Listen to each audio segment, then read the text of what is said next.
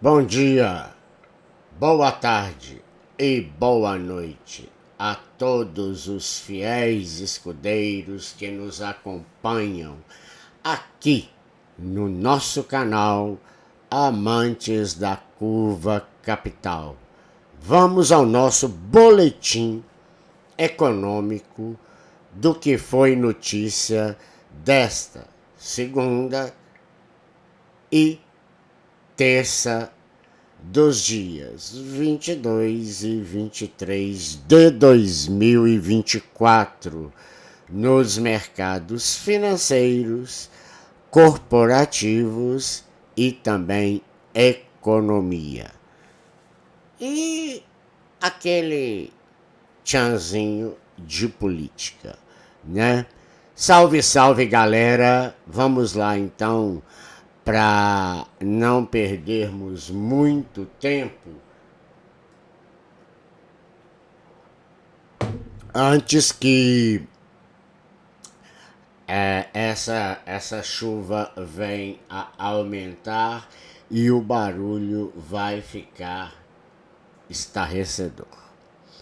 Bom, entre as 10 ações preferidas, nós vamos começar a falar aqui de mercado, né, acionário, tá bom? Entre as 10 ações preferidas dos acionistas brasileiros estão as norte-americanas. A Apple, os haters, que são fundos americanos, né, fundos imobiliários americanos, tá? É uma espécie dos FIIs aqui do Brasil. A Coca-Cola, a Alphabet, que é a dona do Google, tá? A Microsoft, o Amazon, a Nvidia, Johnson Johnson, Disney e a Tesla, viu? Isso aqui está em ordem de preferência dos investidores, ok? Cadeirazinha difícil de controlar.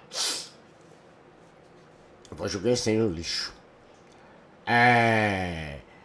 A escolha por essas empresas de tecnologia está bastante atrelada à sua importância do índice S&P 500, claro, evidente, porque os brasileiros, né, nós brasileiros investidores, estamos procurando por elas, porque o S&P 500 vem sendo o índice mais valorizado do planeta, tá bom? E também faz parte da maior economia do planeta.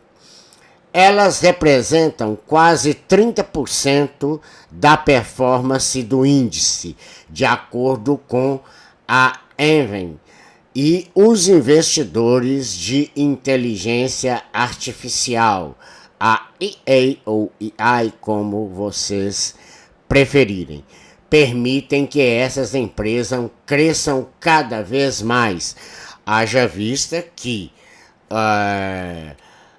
a inteligência artificial, né, como vocês todos sabem, está em completa ascensão aí no mundo todo, tá bom? Além disso, um cenário de cortes de juros com queda, né? Além disso, um cenário de cortes de juros faz com que as gigantes da tecnologia possam se beneficiar, pois elas conseguem reinvestir seu capital. O fluxo de caixa concentrado no futuro com que faz que as empresas consigam ser beneficiadas pelo aumento da subida, né, ou pelo aumento de juros, tá bom?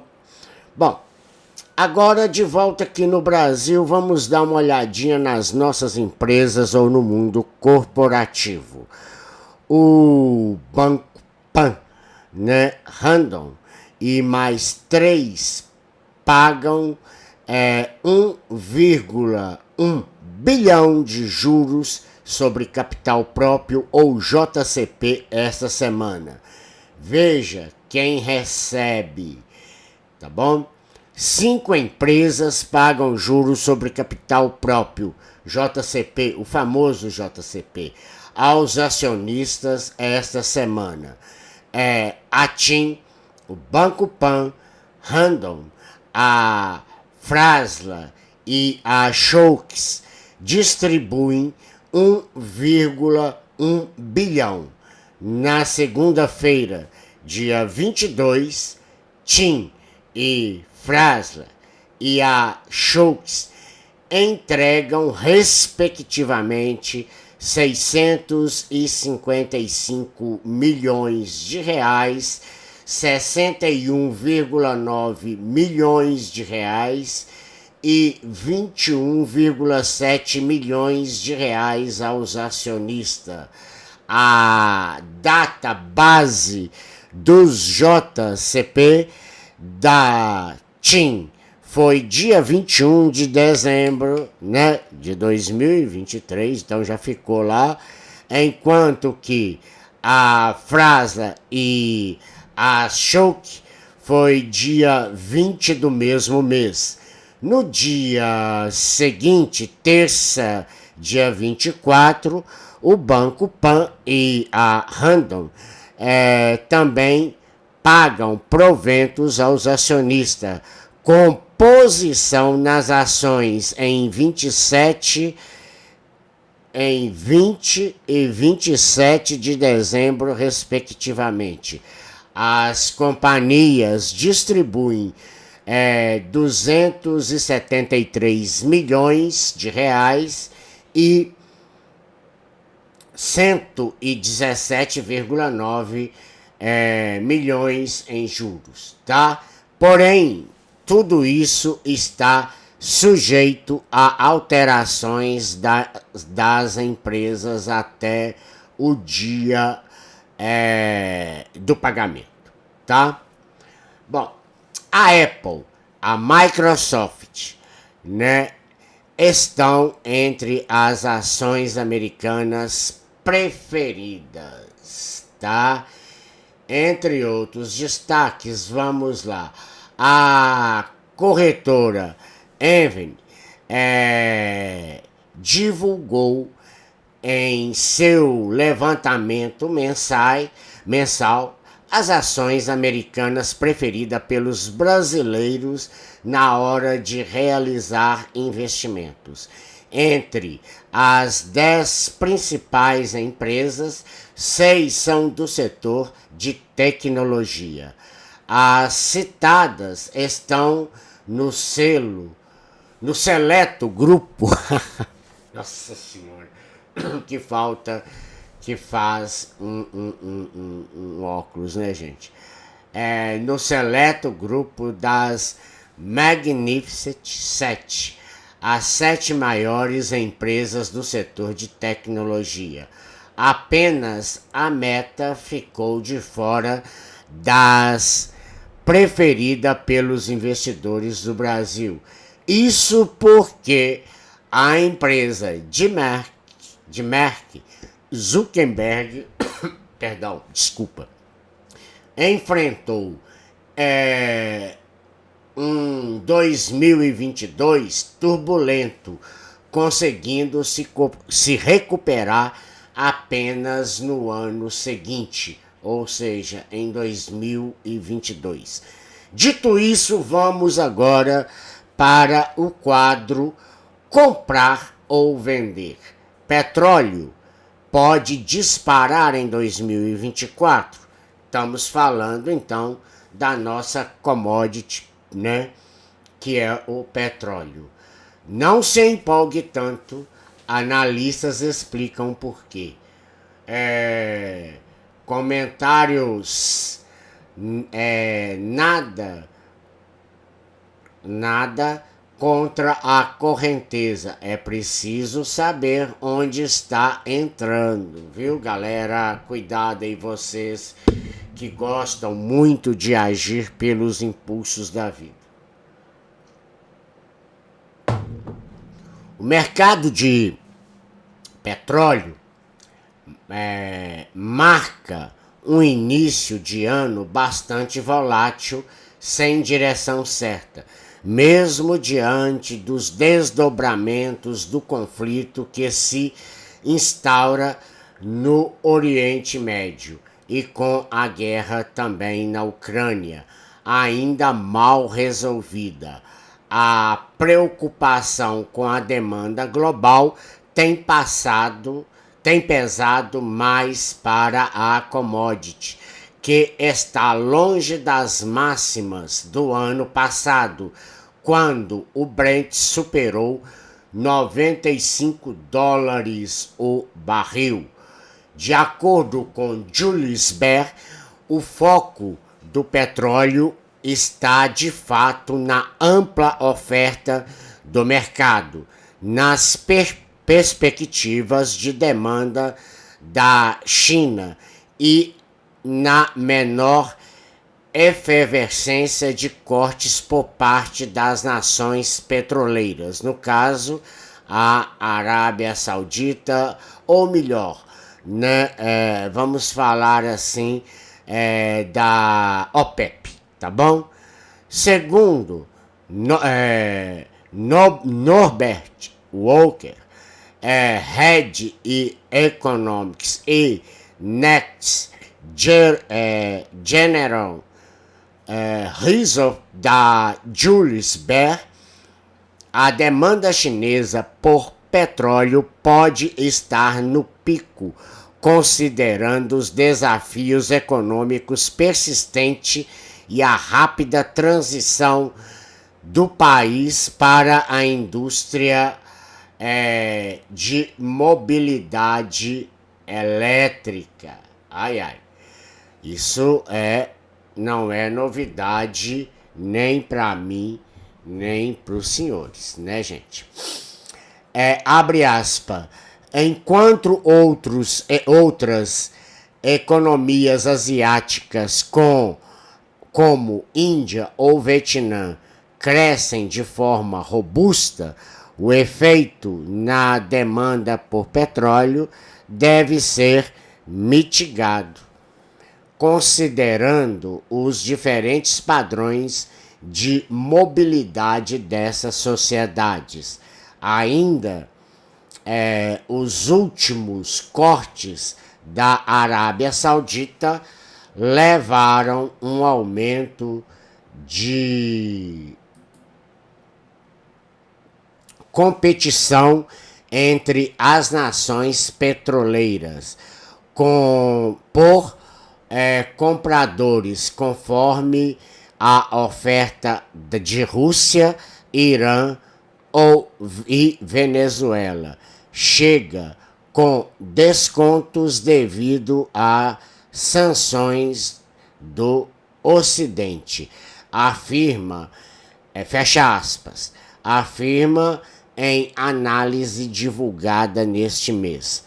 Matheus Speer, analista da Empiricus Research, destaca que, pela falta de maiores desdobramentos envolvendo os conflitos geopolíticos, o mercado deve focar na questão da demanda.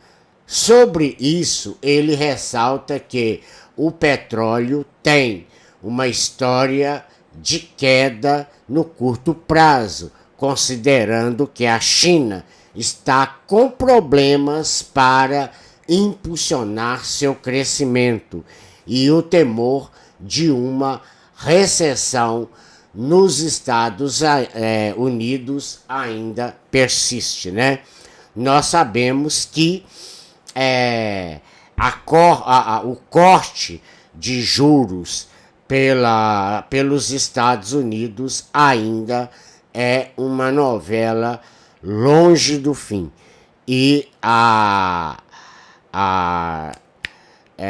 inflação está ainda acima da meta do Federal Reserve, né, o Fed, o Banco Central norte-americano, ok? Petróleo a $70 o barril, melhor se acostumar. Para 2024, os analistas entendem que o barril de petróleo não deve encostar nos mesmos patamares vistos em 2023, próximo dos $100, avalia Julius Baer. É de um mercado equilibrado este ano, diante de uma economia mais fraca e do crescimento de produção nas Américas. Nós sabemos aí que os Estados Unidos também está em alta produção. Bom, agora vamos passar aí para um mercado que eu sei que muita gente, quando entra, se apaixona e também ele exige de quem quer entrar nesse mercado um cuidado bastante relevante, porque caso contrário ele pode virar uma areia movediça, tá bom? Se o Itaú está investindo, você também deveria. Mas o que se trata isso?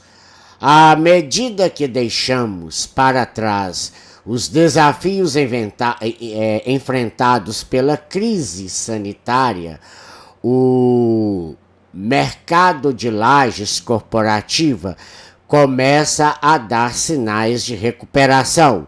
A notícia mais quente da semana foi a compra do Faria Lima 3.500, o número 3.500, né, pelo Itaú, por um valor total de aproximadamente 1,5 bilhões de reais.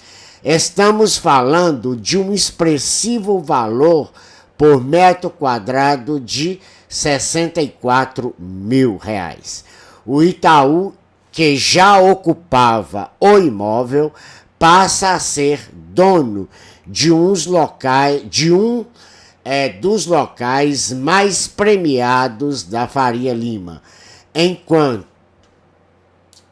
quando um grande player realiza esse tipo de operação, é uma boa sinalização sobre o setor. Em termos operacionais, a melhoria notada ao longo dos últimos 18 meses começou a se desenhar com a flexibilização das restrições de saúde pública e a volta da normalidade dos escritórios no último ano. Eu estou falando aqui da crise sanitária foi a pandemia. Vocês sabem que os fios de tijolo, né, eles passaram por uma crise bem grande com o home office, com o trabalho em casa, né? Então muita gente começou a trabalhar mais de casa do que ir para o trabalho presencial.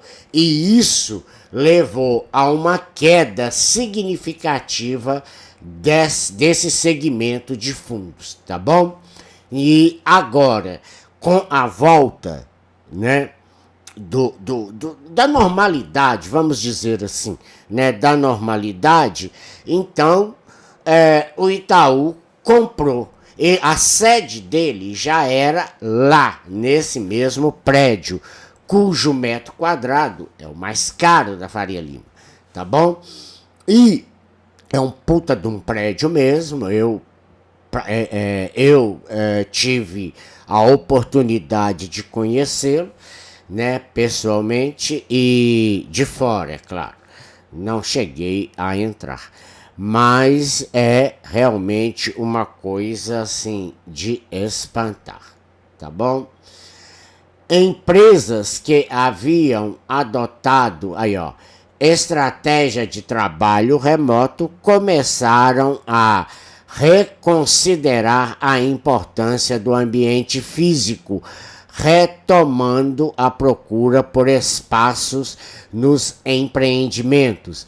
Este cenário é visível na cidade de São Paulo, na qual notamos melhoria nos indicadores de mercado, tal como a absorção líquida, que encerrou o quarto trimestre de 2023 no patamar de 136 mil metros quadrados, alongando a sequência de trimestres consecutivos no positivo.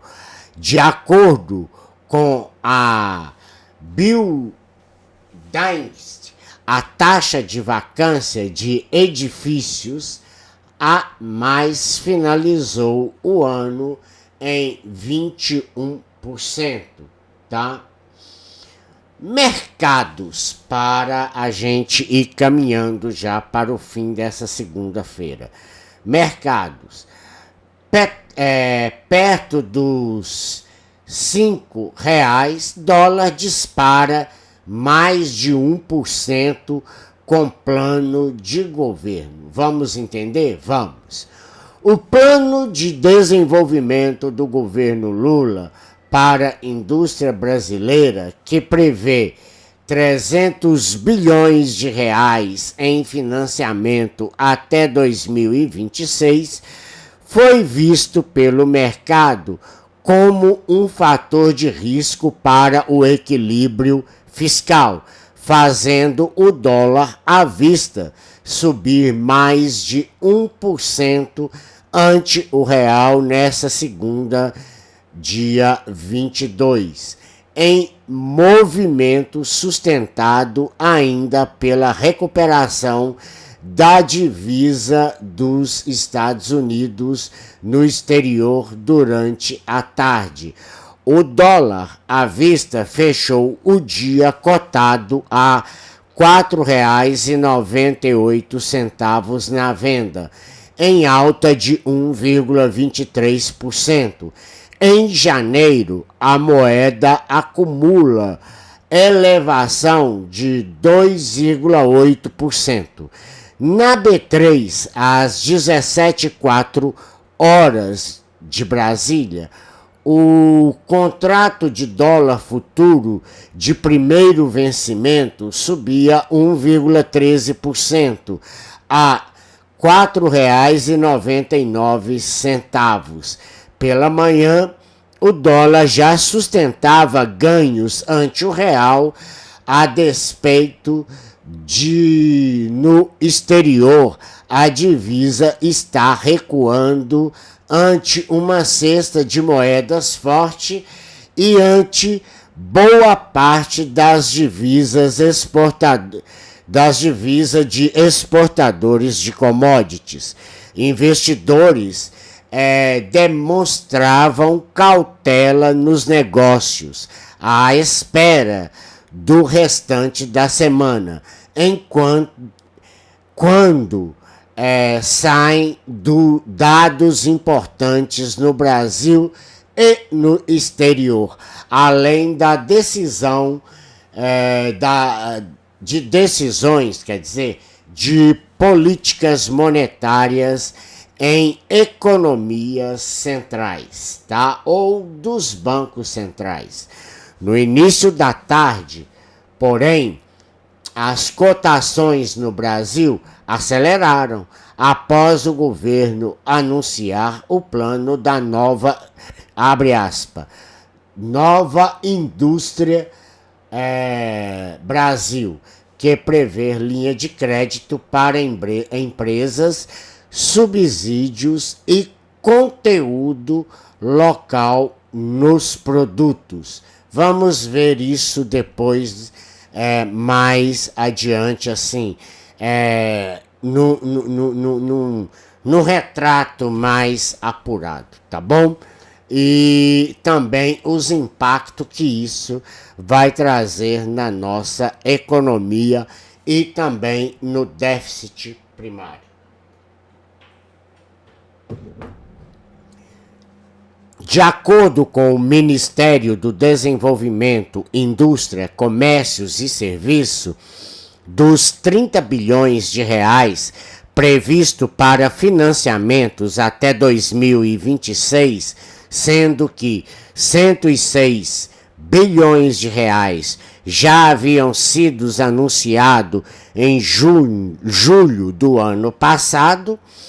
Assim, após oscilar pontualmente no negativo no início da sessão, marcando a cotação mínima de R$ 4,92, menos 0,07%, às 9 horas e 2 minutos, o dólar à vista registrou máxima de R$ 4,99, mais 1,35%.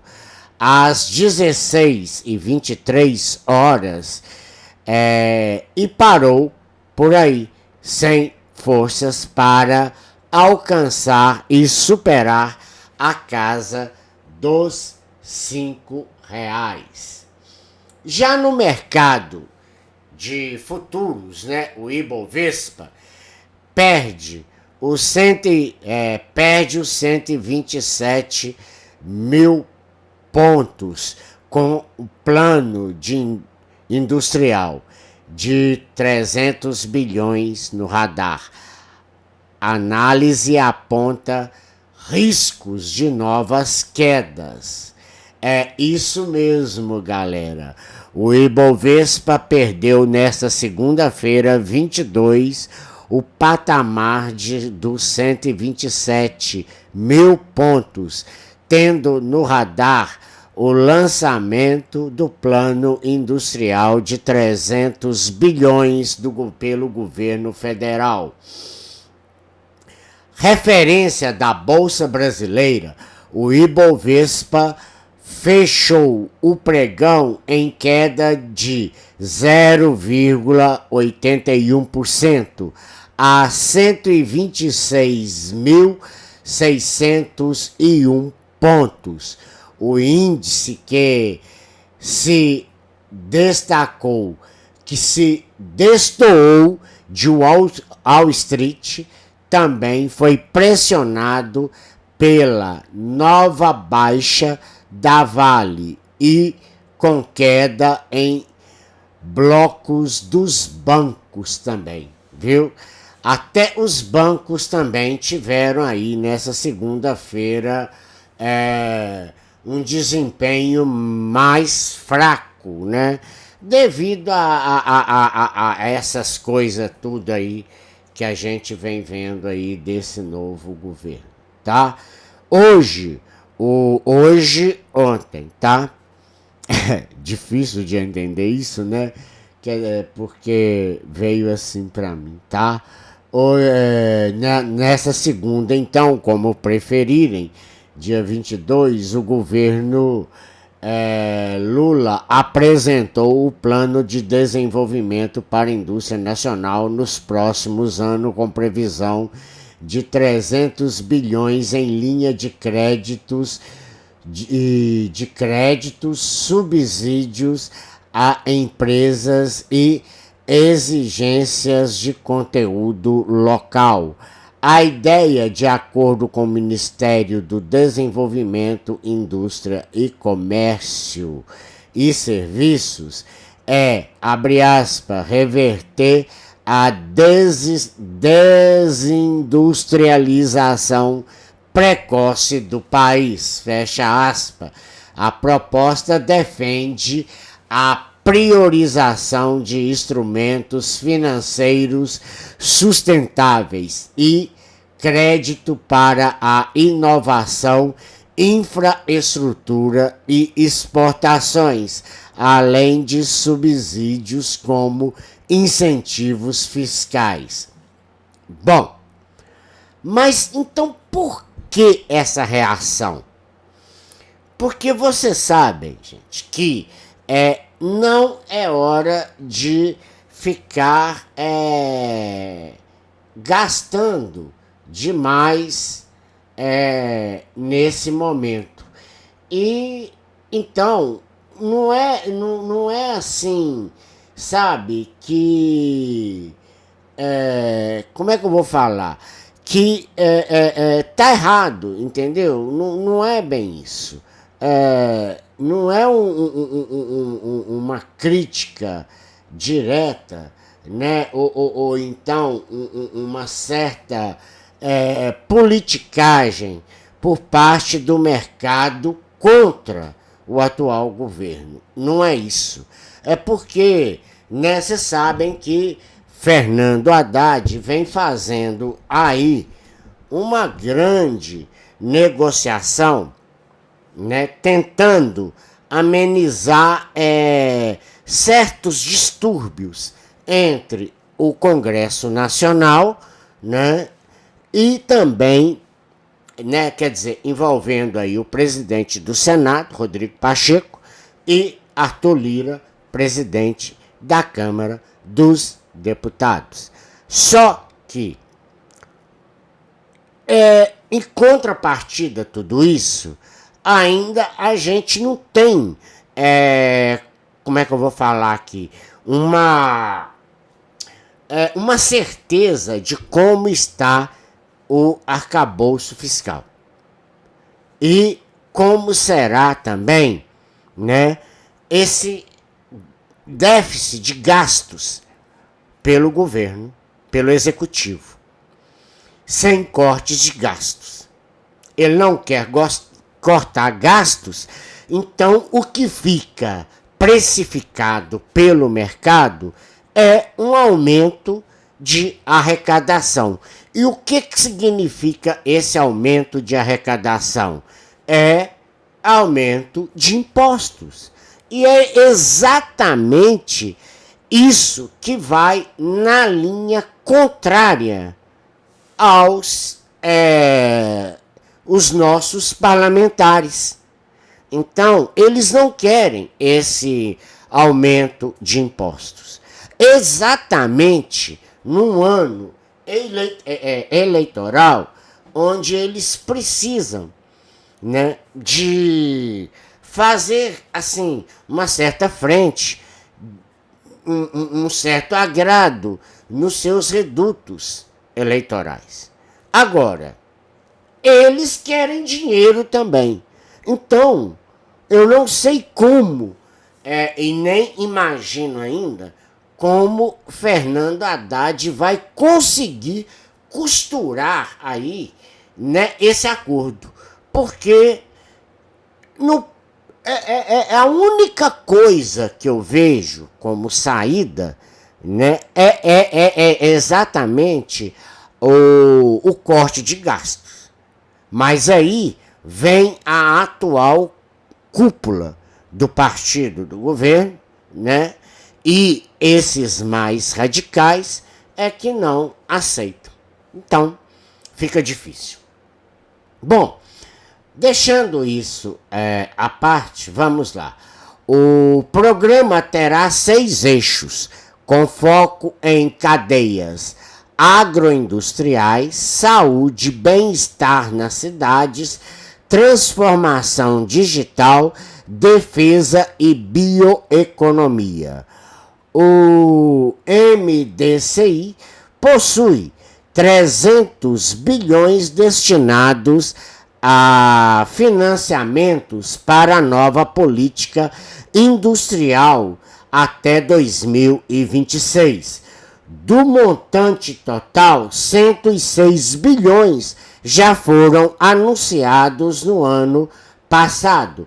Participaram do lançamento Aloísio Mercadante, presidente do Banco Nacional de Desenvolvimento Econômico, e Social, o BNDES, e Lula, ambos defenderam, a importância de o Brasil financiar suas exportações para se tornar mais competitivo, né? Aí já é no mercado externo.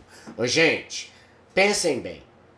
Se o Brasil não ficar realmente mais competitivo, então eu não vejo por onde ter uma saída nisso aí, né? Tendo em vista que, caso o Donald Trump venha ganhar, e tudo indica que vai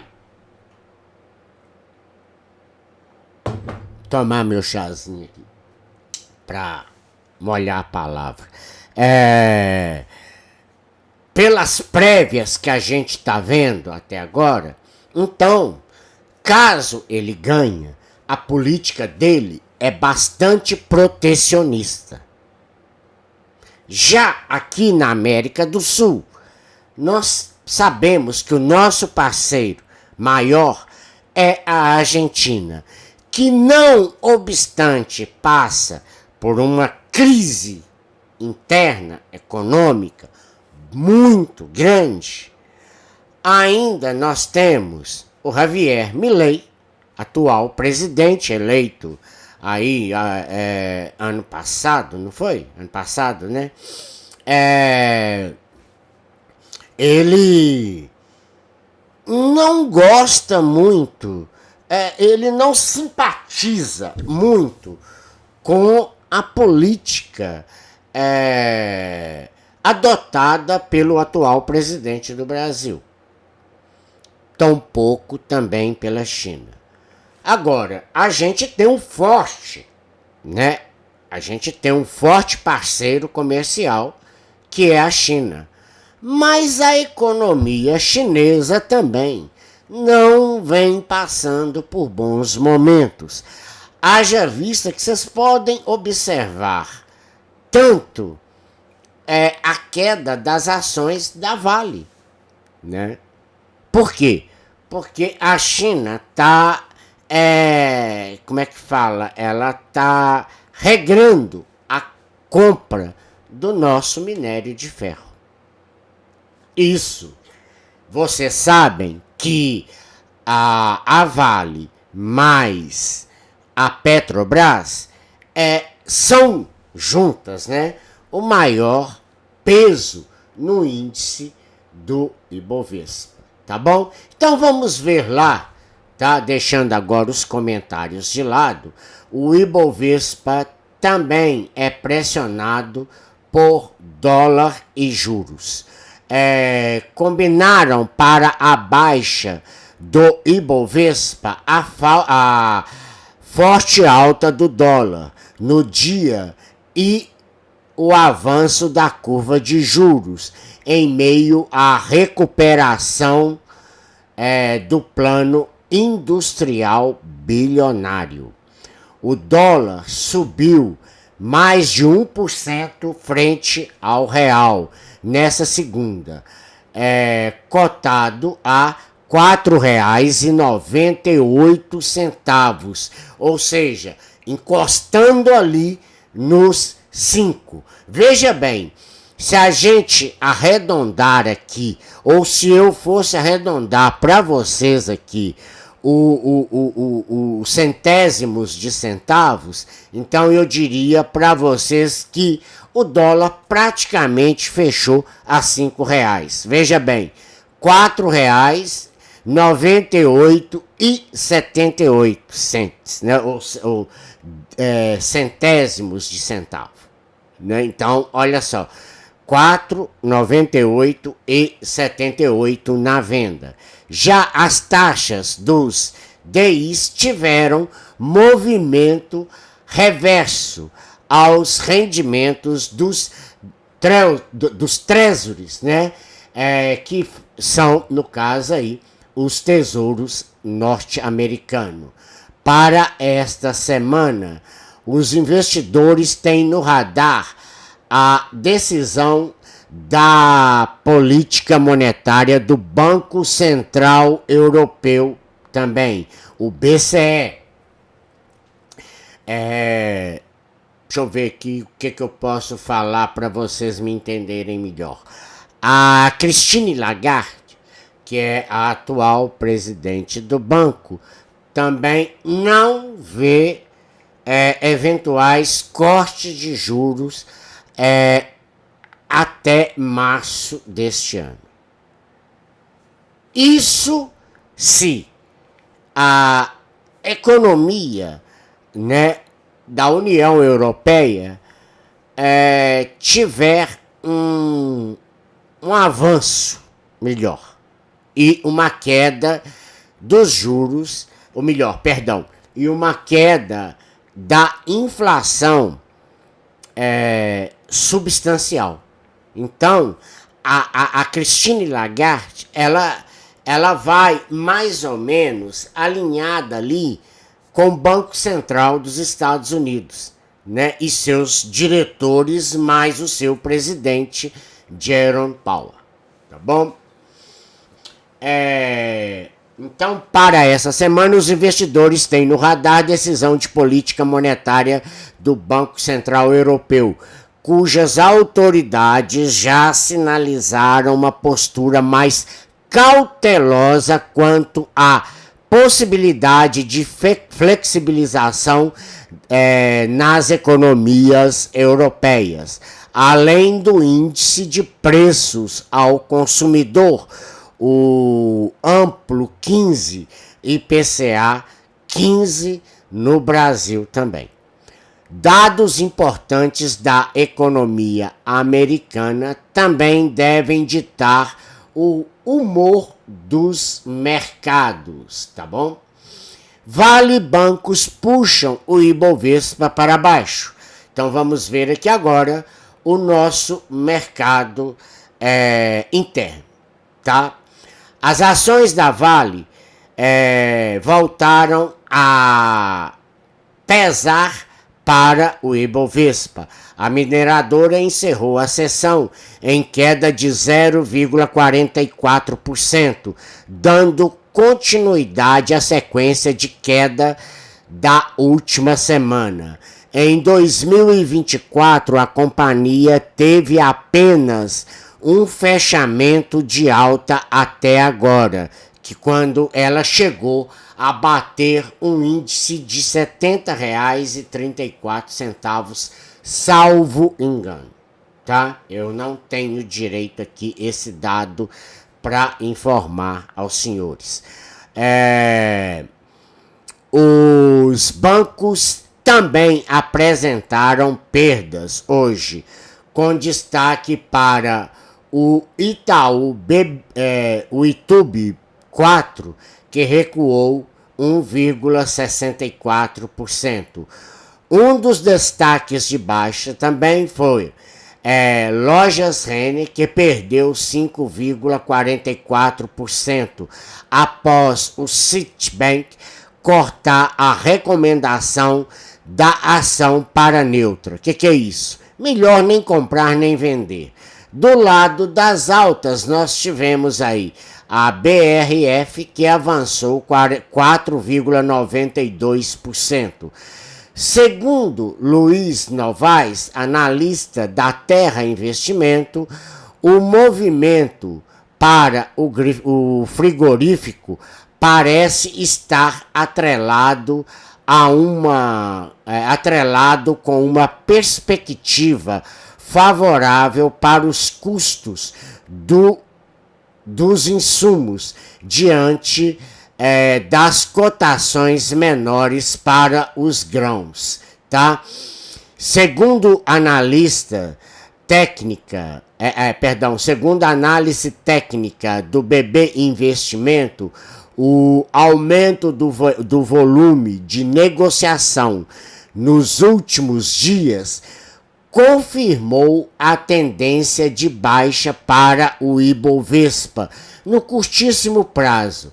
Dessa forma, o índice pode testar o próximo suporte relevante em 125.600 pontos. Abaixo disso, o gráfico aponta para suportes mais pronunciados, próximos aos 120 pontos, diz a instituição. Aí eu até eu fico com medo dessa desvalorização, né, gente? Investidores encerraram a mão com a Apevida. Vamos ver. A avaliação dos analistas da XP Investimento é que os investidores fizeram muito barulho para pouca causa. Segundo a corretora, o caso não parece tão assustador se olhar mais de perto. A XP destaca que em seus registros, a Apevida afirma que todos os processos classificados como risco provável de perdas foram totalmente provisionados, enquanto nenhuma provisão é feita em caso de possível risco de perda. Abre aspas. Nesse sentido, de acordo com os números da companhia, existe o equivalente a 1,8 bilhões de processos cíveis não provisionados, sendo que 816 milhões envolve diretamente benefício, fecha aspas, ou 2,3 bilhões e 1,1 bilhão no total, respectivamente. Levantamento dos analistas, tá? De acordo com a XP Investimento, o último número representa 1/3 do total de valor de mercado da empresa, né? Que perdeu nas negociações de quinta, abre aspas, levando-nos a assumir que a derrocada foi um pouco exagerada, fecha aspas. Afinal de contas, qual que é a da XP? É para preocupar ou não, né, com a Apevida? Ficou no ar isso aí. O Bradesco BBI é da mesma opinião, embora o fluxo de notícias sobre o caso possa afetar a reputação da empresa e levantar preocupações do mercado quanto às adições líquidas de novos beneficiários e margens de lucro, a queda de 7% da ação parece, na avaliação da casa, que no caso é o Bradesco, bastante excessiva. O BBI também elenca 4 pontos para entender por que a reação dos investidores com as ações foi mais dura do que deveria ter sido. Primeiro, o descumprimento, tá, das liminares pela Apevida, liminares judiciais, tá, gente? Não se deve à existência de uma política ou diretrizes, mas possíveis complicações, defende. Abre aspas de novo aqui. Outros grandes players também não cumprem integralmente as liminares, segundo apurou o Estadão. Fecha aspas. Em segundo lugar, o BBI destaca que as contingências da Apevida relacionada à cobertura de assistência médica e carência não provisionadas no terceiro trimestre do ano passado foram de 0,2 bilhão ou 0,6% do seu valor de mercado, tá? O terceiro ponto diz que as reclamações judiciais são uma questão setorial, visto que aumentaram em todos os níveis, tá? Citando o posicionamento da Apevida, o BBI diz que a maioria das reclamações é questionada pelas empresas, pois envolvem, em alguns casos, fraudes e solicitação nas não cobertas contratualmente. Por fim, o último e quarto ponto mostra que os indicadores de igualdade global de Apevida e Notre Dame Intermédica estão acima da média do setor, em meio à desvalorização dos papéis. A XP reitera sua recomendação de compra com o preço-alvo de R$ 5,70 por ação de ambas, tanto pela Apevida quanto pela Notre Dame Intermédica. Ô, gente, vamos lá. Só um comentário aqui. Peraí, essas informações foram da agência Reuters de notícias, tá bom? Vamos lá agora. Só um comentário antes de nós entrarmos no mercado que fez notícia nessa terça-feira, hoje, dia 23 de janeiro de 2024. Vamos olhar aqui. Para ser sincero, qual das agências de saúde cumpre os seus contratos à risca? Nenhuma. É um dos setores isso não é, fazendo um breve disclaimer aqui, isso não é recomendação de venda, tá? E tampouco de compra. Quem recomendou foi a XP Investimento, tá? Que é uma empresa devidamente regulamentada pela CVM, que é a Comissão de Valores Mobiliária. É uma instituição financeira também, como é que eu vou falar assim, credenciada também pelo Banco Central do Brasil, tá? Então, agora, o que eu estou fazendo aqui é um simples comentário da minha parte. Esse setor, ele é muito estranho, muito esquisito. Eu particularmente, Guilherme, eu não tenho nada no meu portfólio em geral, eu não tenho nada aplicado, nem um centavo sequer, mas, como eu disse em outros disclaimers passados, que a minha carteira, o meu portfólio, as minhas alocações não serve de base para ninguém, tá? Que estão iniciando ou já são veteranos do mercado financeiro ou também que fazem parte aqui do nosso canal, viu? Amantes da Curva Capital. Terça-feira, então. Nós vamos entrar agora aqui no mercado que eu adoro.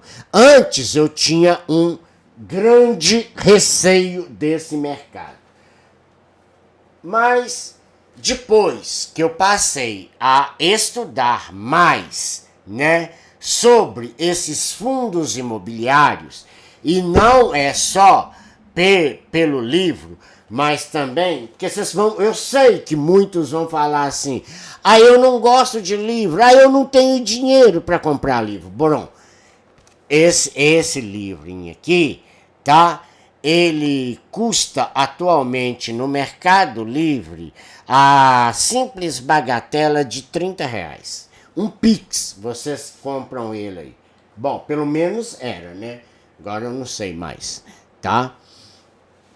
Então, olha só, o KNCR11, o JSRE11 e o MANA11 são destaque do dia FIIs 23 de janeiro. Os fundos, né, KNCR 11, JSRE 11 e MANA 11 são os destaques do dia. O IFIX, principal índice dos FIIs da B3. Quem é o IFIX? Vamos ver se vocês aprenderam aí, hein? O IFIX é o Ibovespa dos fundos imobiliários de investimentos, né? Ou melhor, troquei a ordem aqui. Os fundos de investimentos imobiliários. Perdão por essa cagada aí, tá? Da B3, viu? Então ele é o nosso índice. Assim como tem também o S&P 500 lá nos Estados Unidos, né? E por aí vai a Nasdaq, viu? O Dow Jones, tá bom? Bom, vamos lá então. O IFIX, principal índice de FIIs da B3, terminou a sessão desta segunda-feira, dia 22, em queda de 0,18%, aos 3.334 pontos. Em janeiro, o desempenho acumulado é de mais 0,68%. Em resumo, o fundo imobiliário KNCRM terá uma nova assembleia e pode realizar sua 10ª emissão de cotas. Gente, deixa eu falar uma coisa para vocês aqui. Lembrando que os FIIs, eles pagam dividendos todos os meses, salvo exceção caso o fundo ou tenha algum acontecimento inesperado ou também ele vá ou deva investir mais em alguma coisa. Mas pelo regulamento da CVM, né, que é a nossa comissão, repetindo, Comissão de Valores Mobiliários, e também pelo nosso Banco Central, eles são obrigados a pagar seus dividendos para os cotistas. Aí vamos lá, um importante detalhe, tá? Vamos supor que a gente compre aí fundos de tijolos ou de papel. Por exemplo, os de papéis são os CRIs, CRAS, por aí vai, né? Mas são os mais importantes, né? Que são atrelados aí ao CDI e também ao IPCA, né? Então, vamos lá. E a Selic, tá? Se eu compro, né? Se eu compro esse prédio aqui, uma cota desse prédio. Aí, ó, tá aparecendo aí a fulano.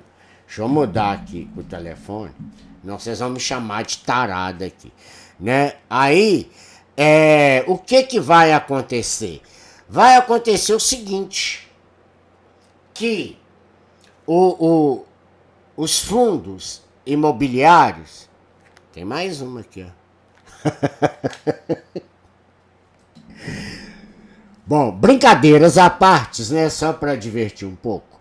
Eles vão investir. Aí tudo bem. Então, você comprou, vamos supor, você comprou 20 cotas, tá? De um fundo de papel. Aí veio os dividendos vezes as 20 cotas, certo? Suponhamos que este fundo de papel, deixa eu virar para cá, senão vocês vão ficar vendo a bunda dessa fulana e não vão prestar atenção em mim. Então, visto que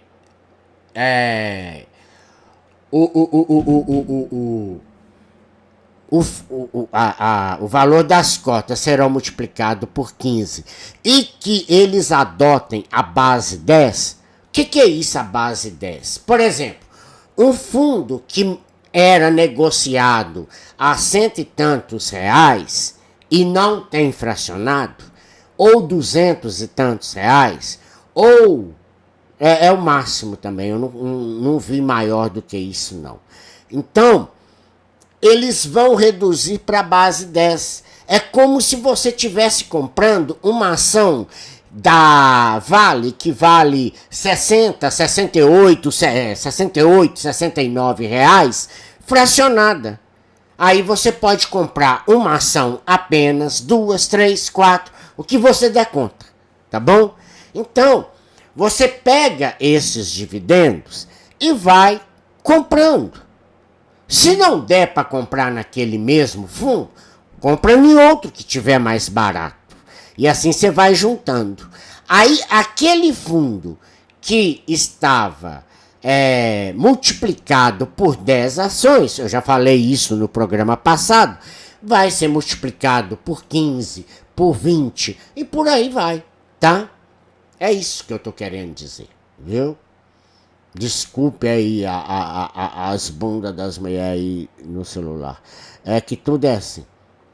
Todos eles. Em resumo, o fundo imobiliário KNCRM terá uma nova assembleia e pode realizar sua 10ª emissão de cotas. O JSRE11 pagou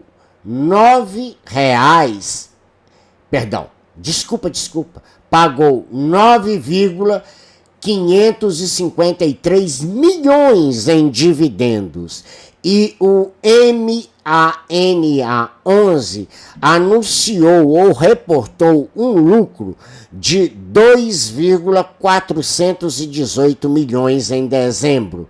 Então confira as principais notícias do mercado de FIIs.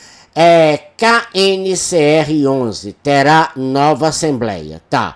O fundo imobiliário convidou os investidores do FIIs para participarem de uma nova Assembleia Geral extraordinária, visando deliberar sobre a nova aprovação da 10ª emissão de cotas do fundo. A manifestação dos votos e o envio das procurações devem ser feitas até às 17 horas do dia 9 de fevereiro de 2024.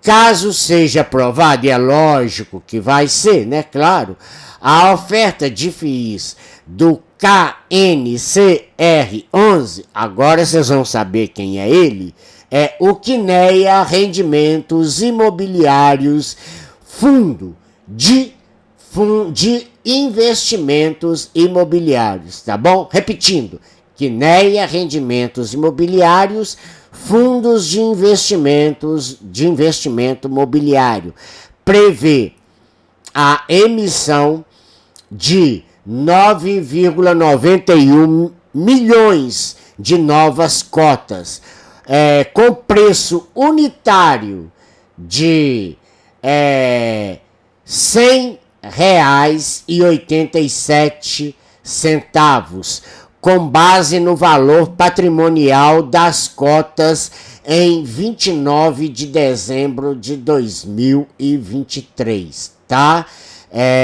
Só lembrando para vocês aqui que ele não vai pagar R$100 por cota, não é isso não, tá?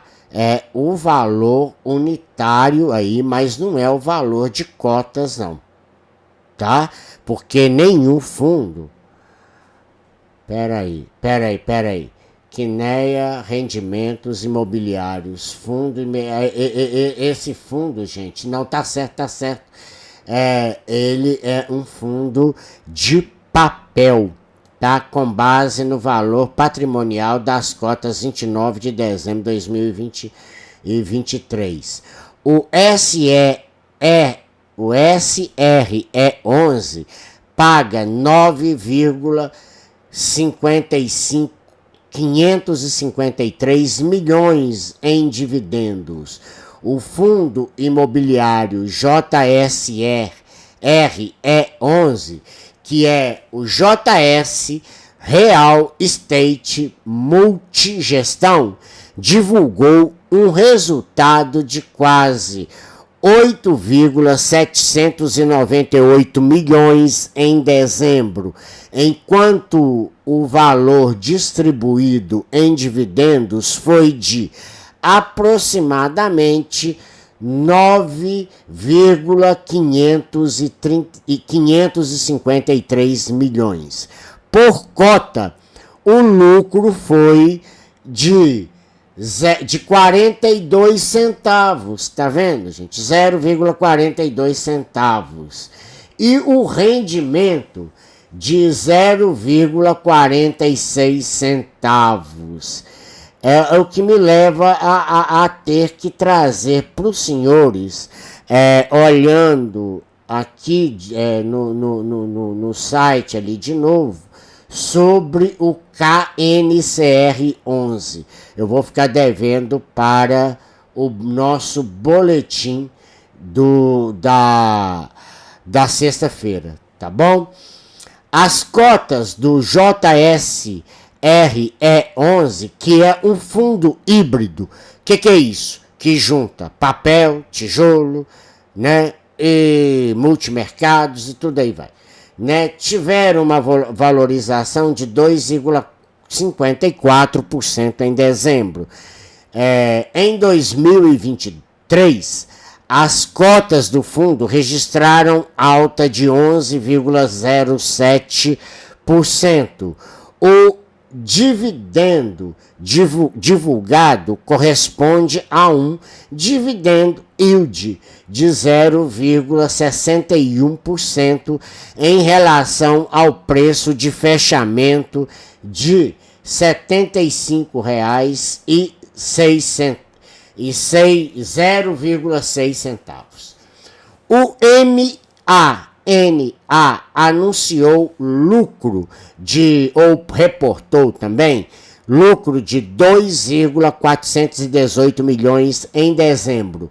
Esse fundo imobiliário, né, MANA11, que é o Manat Capital Edge Fundo de Investimento Imobiliário, repetindo, Manat Capital Edge Fundo de Investimento Imobiliário, anunciou um resultado operacional de 2,418 milhões em dezembro, o que representa o maior lucro desde abril de 2023, quando o resultado foi de 2,738 bilhões. As receitas de 2,634 milhões e as despesas de 216,46 mil referente ao mês. Os dividendos do MAN11, títulos de valores mobiliários de papel, também foram de 0,11 centavos por cota, com um dividendo yield de 14,03% ao ano sobre o preço da cota de emissão de R$ 10. Assim, o o CR11, o MANA11, esses são os principais destaques do Bom Dia FIIs dessa terça-feira 23.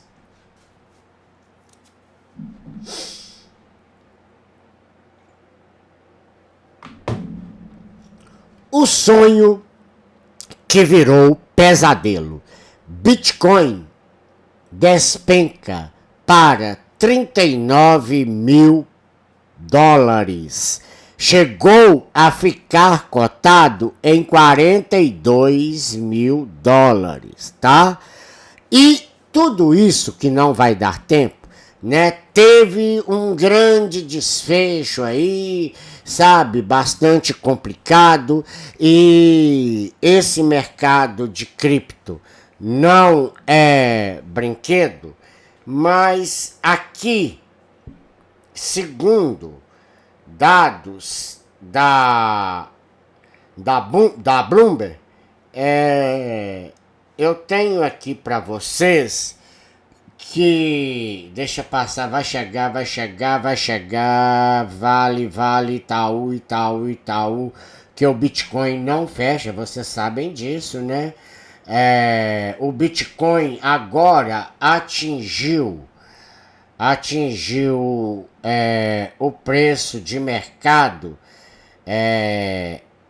de 39.848 dólares, uma alta de 1,69%.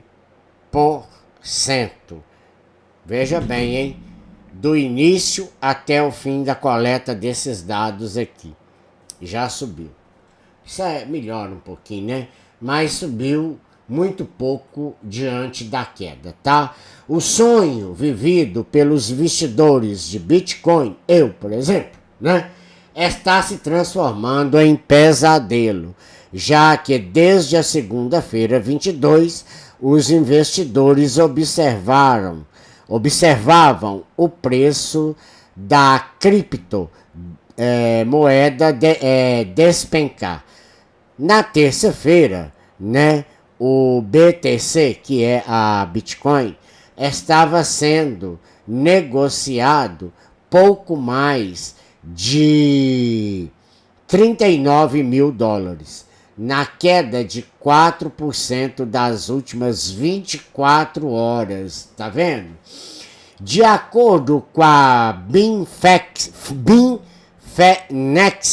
o cenário é ainda pior para os detentores de curto prazo, cujos lucros diminuíram significativamente. Segundo os analistas consultores da Exchange, né, muitos detentores, especialmente aqueles que adquiriram Bitcoin há menos de um mês, estão saindo do mercado com prejuízo. Fecha aspas e abre aspas cá em cima, tá? Desculpem aí. A companhia também divulgou um relatório, o Alpha Report, né?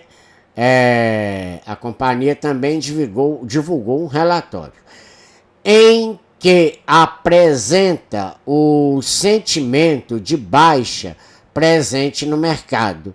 De acordo com os dados, o preço para o Bitcoin poderiam fornecer suporte ao investidor, que estão estimado entre 38 e 36 mil dólares. Um dos motivos para essa mudança pode ser explicado pela liquidação de posição no ETFs, né, da gestora Grace Kelly, o GPT TC, tá? A retirada do GPT-CT exerceu pressão sobre o Bitcoin. De acordo com a CoinDex, a extinta bolsa de criptomoedas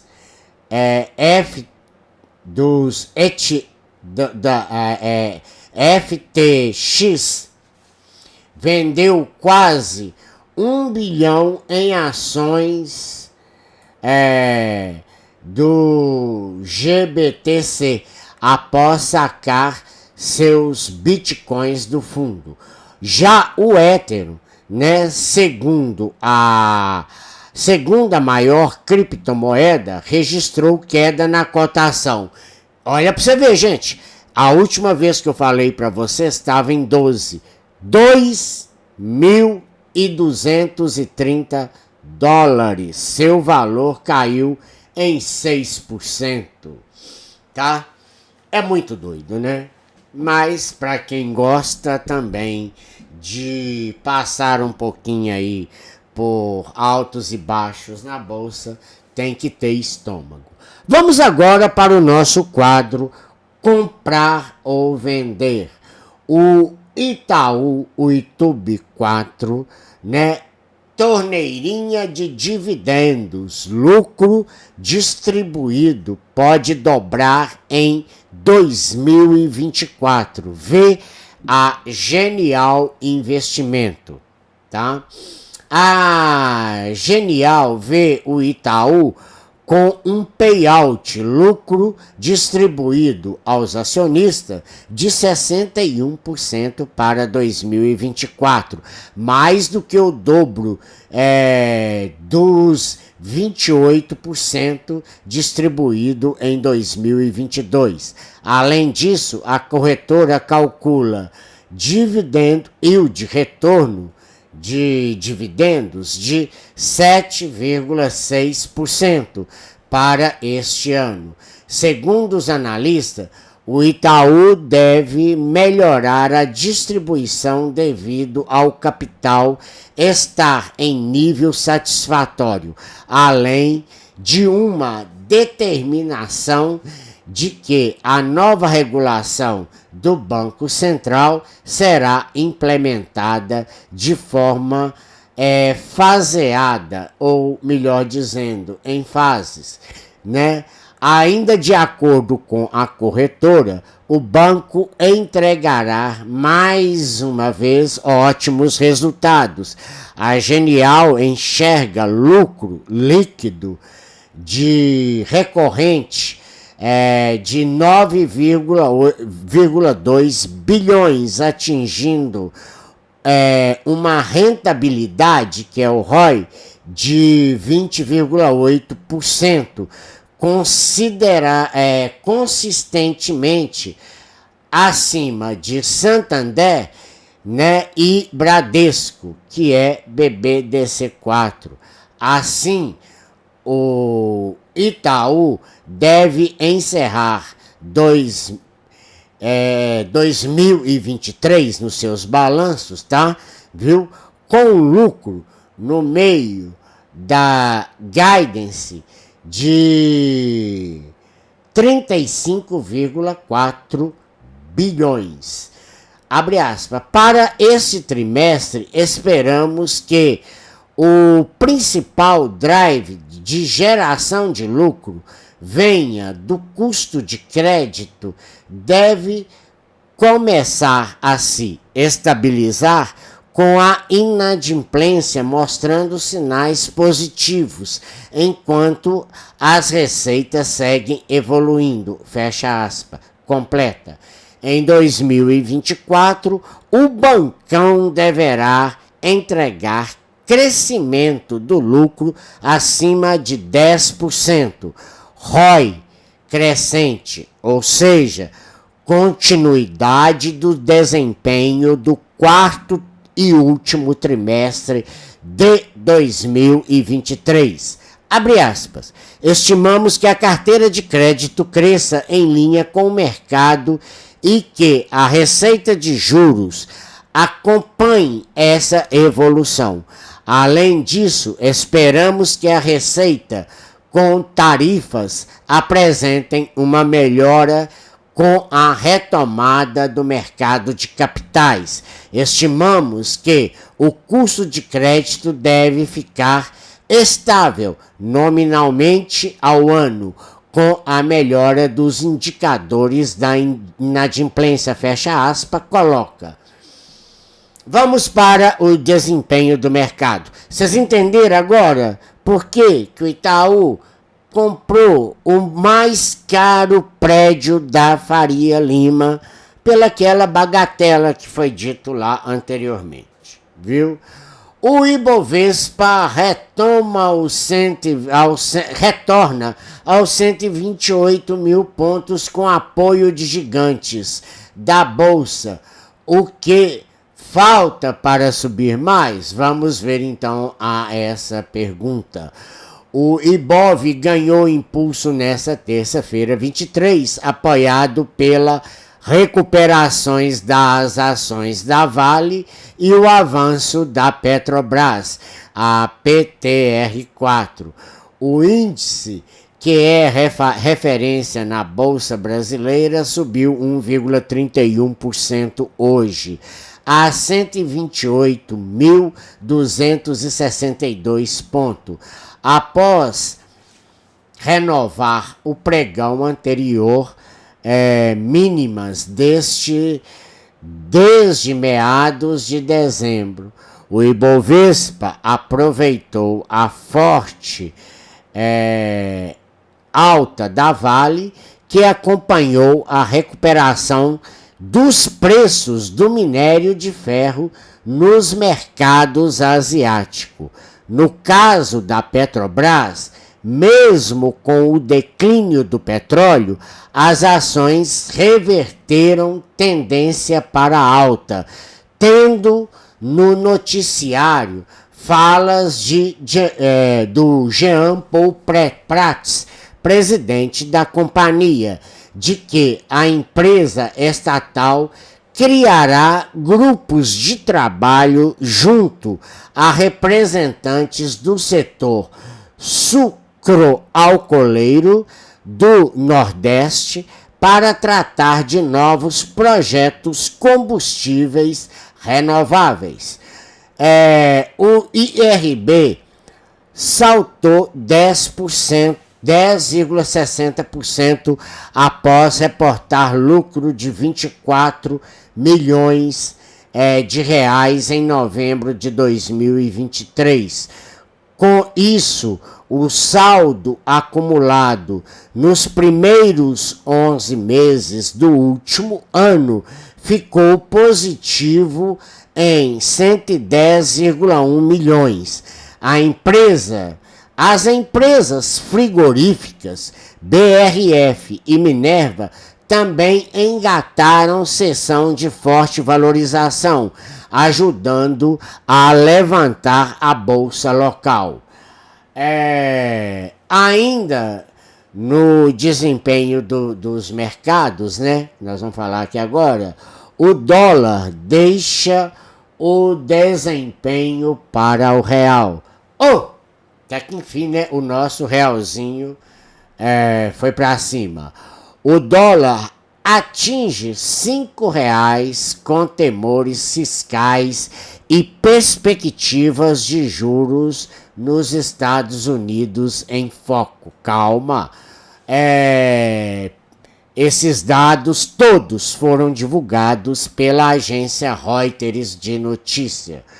O dólar tinha leve alta e atingiu a marca dos R$ 5,00 na abertura dessa terça-feira 23, depois de, na véspera, já ter saltado mais de 1%, com investidores monitorando com maior pessimismo a perspectiva fiscal no Brasil, de olho ainda nas expectativas sobre corte de juros nos Estados Unidos, às 9h03, horário de Brasília, o dólar à vista avançava 0,224% a R$ 5,00 na venda. Na B3, às 9h03, o contrato de dólar futuro de primeiro vencimento subia 0,17% a R$ 5,00, 0,040. O dólar comercial encerrou essa terça-feira vendido a R$ 4,95, com queda de 0,028 centavos, ou seja, menos 0,66%. Não é nada, mas já é alguma coisa, né? A cotação chegou a 5,002, pouco após a abertura dos negócios, às 9h, mas inverteu o movimento ainda na primeira hora de negociações, até acelerar a queda ao longo da tarde. Apesar do recuo desta quinta-feira, a moeda norte-americana acumula alta de 2,14% em 2023. Apenas nos últimos 11 dias, a divisa sobe 2,02%, desde que aumentaram as expectativas de que os Estados Unidos comecem a reduzir os juros em maio. Pelo menos o mercado lá está sendo mais sensato, né? Antes do lançamento do programa Nova Indústria Brasil, que conta com 6 medidas de investimento, eu disse que eu ia falar mais em detalhes para os senhores, para a indústria, onde alguns setores deverão receber 300 bilhões até 2026, o mercado parece não gostar da novidade. Segundo analista da Empíricos Resort, Matheus Spia, além de comentar os detalhes do novo plano, que mostra uma certa retórica de um Estado mais empreendedor, deixa eu falar aqui para vocês um breve comentário. O governo não tem que ser empreendedor, não tem que ser empresário, não tem que ser nada disso. O governo tem que governar, administrar o país e não mexer com empresas. Mas aqui no Brasil, infelizmente, não é isso que acontece. Quando se fala aqui numa estatização, vira guerra, tá? De um Estado empreendedor. E explica também a reação negativa do Ibovespa, que chegou a perder os 127 mil pontos ontem. Já no Infomoney, canal atrelado à XP Investimento, desta terça-feira, 23, também comentou o assunto sobre a nova política do governo federal para setores específicos, que gerou uma grande preocupação dos investidores quanto aos gastos do governo e uma preocupação maior ainda com o BNDES, mais uma vez trazendo à tona um fantasma de um passado não muito distante. Não vou entrar nesse detalhe, porque eu já estou com o tempo estourado e vocês sabem muito bem do que eu estou falando, tá? Para quem sabe ler, um pingo é letra, viu? o dólar tinha subido e a bolsa caído por causa da divulgação de números que mostram que o mercado de trabalho continua aquecido e a inflação ao consumidor continua alta nos Estados Unidos. Os dados diminuem, precificando as chances de que o Fed, Banco Central norte-americano, comece a reduzir os juros da maior economia do planeta em março. Precificação esta que parece não estar no radar nos juros futuros do Fed. Por hoje é só. Vamos aguardar as cenas dos próximos capítulos de uma novela longe do fim, com as últimas notícias nada animadoras, vindas do Oriente Médio, com Israel versus Hamas e Hezbollah aliados ao Irã, que também apoia o grupo terrorista Houthis, gerando um grande conflito no Mar Vermelho e, consequentemente, atacando navios cargueiros no Ocidente. Do Ocidente, perdão, né? Aqui não, eles não estão vindo aqui não. Que passam pelo Mar Vermelho, mas especificamente naquele estreito ali do Canal de Suez ali. O único ponto de entrada e saída pelo Mar Vermelho e que leva ao Mar Mediterrâneo. Tá bom?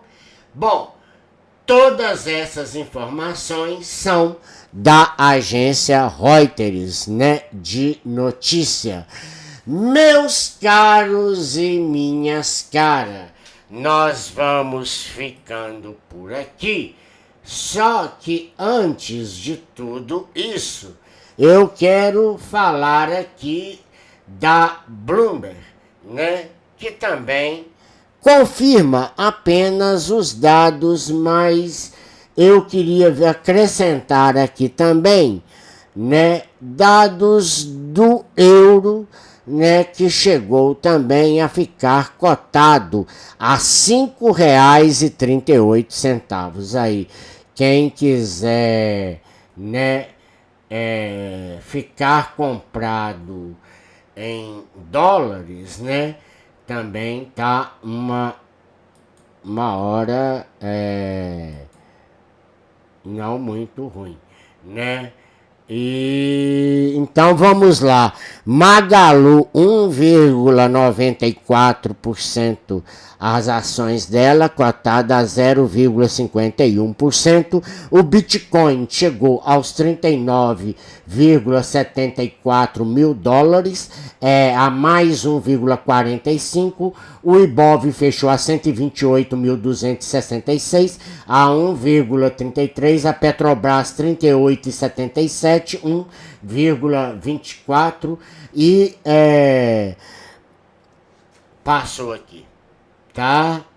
O Bitcoin fechou a 39.701 mil dólares, cotada a mais 1,45%.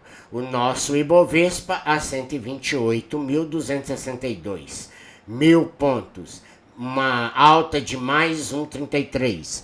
A Petrobras PN, que são as ações, né, preferenciais, R$38,17, uma alta de 1,25%. Já a Vale ON 69,20, uma queda de 2,06%. O Itaú PN, que são também as preferenciais, R$ 32,55%, uma alta de 0,41%. Esses são os dados enviados aqui agora pela pela Bloomberg, né? Aqui que olha, a Petrobras, a PTR4, né? Que são as preferenciais, teve aqui, ficou cotada a 38,17, 1,25%. E a PTR3 a 39,61. Deixa eu ver se isso aqui tá de acordo com o que eu falei. Tá. Né? Então, a PTR3 a 39,61, que fechou em mais 1,46%. Bom, aí as ações também, né? Vamos falar aqui do mercado norte-americano rapidinho. Nos setores aqui, Wall Street começando a questionar o rally, continuará à medida que os operadores vão deixando aí de lado, né? E então o SP 500 subiu 0,29%, a Nasdaq 0,41% e o Dow Jones recuou 0,25%. Eu tinha lido aqui o Ibovespa. Tá bom? Bom, gente, são esses aí, então, o nosso relatório, o nosso boletim econômico desta segunda e terça-feira, né? Eu espero e peço a todos, se gostaram do conteúdo e se ele foi relevante para vocês, após em 2 dias, né? Mas eu tenho que fazer os comentários, porque esse aqui também não é um canal apenas de informação. Trata-se de um canal educativo. Nem todo mundo que está me assistindo sabe direito do que eu estou falando. Então, né, não repare aí, essa 1h37 e 15 segundos ultrapassados aí, tá bom? Beijo enorme, uma ótima semana a todos vocês e um forte abraço. Tchau, fui!